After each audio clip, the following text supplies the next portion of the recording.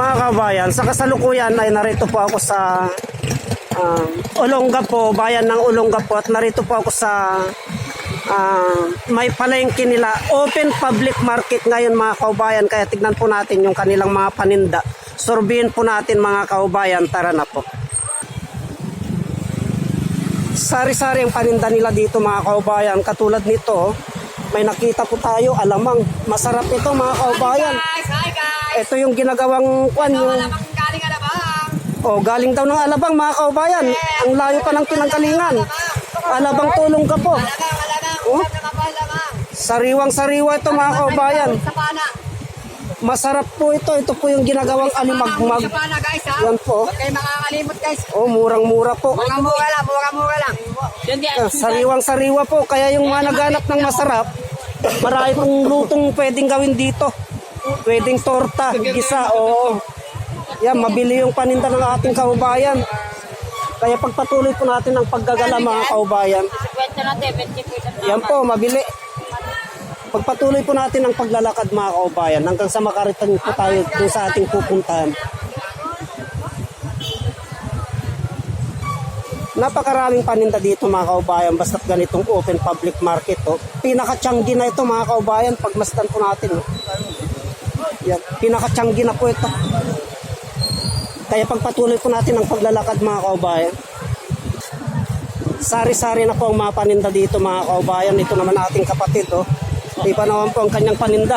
Di ba nabibili? Oo.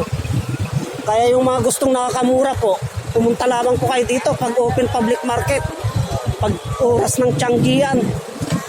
Dito sa may gilid ng City Hall ng Oksa mga kaubayan.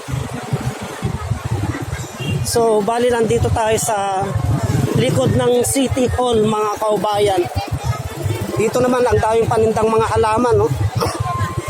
Puro mga halaman mga kaubayan. Kaya pag ganitong open public market, pinakatiyanggi po dito sa Olongapo mga kaubayan. Punta lamang po kayo dito at makikita nyo po yung mga gusto ninyong bilihin. Katulad nito, may kalapati, mga halaman, sari-sari. At doon sa kabila po, yan po yung fire department. Yan po. Yan po mga kaubayan. Yung area na yun, yun ang lugar ng ating mga kapatid na katutubo. Yung area na yun.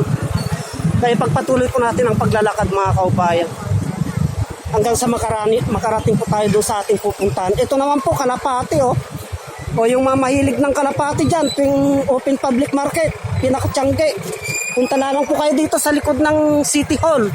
Marami Oh, maraming chicks na kalapati mga kaubayan, no? Sari-sari. Sari-saring kulay.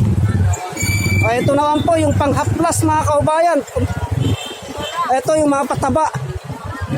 Oh, maraming mga halaman, iba't ibang klaseng halaman mga kaubayan, no? Yung mga mahilig ng mga plantitas, punta lamang po kayo dito. Napakaganda po mga kaubayan. Mamili lamang po kayo dito.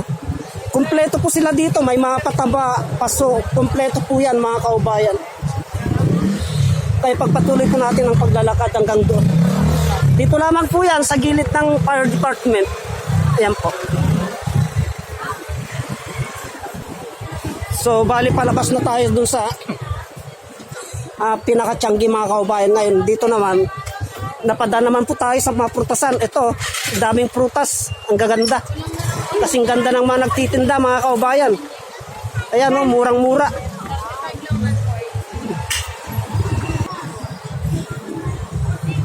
So bali papunta naman po tayo mga kaubayan dito sa bentahan ng mga gamit, scrapan ito mga kaubayan. Yan po, mga scrapan.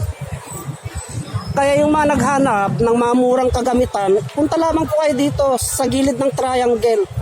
Yan po, at mamili na po kayo, mga murang-mura po yan.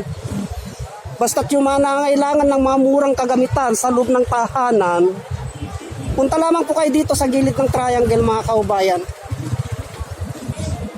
Yung mga nagtitipid mga kaubayan, yung mga gamit na ito, nakakatipid kayo dyan kasi mura lang yan mga kaubayan. Yan.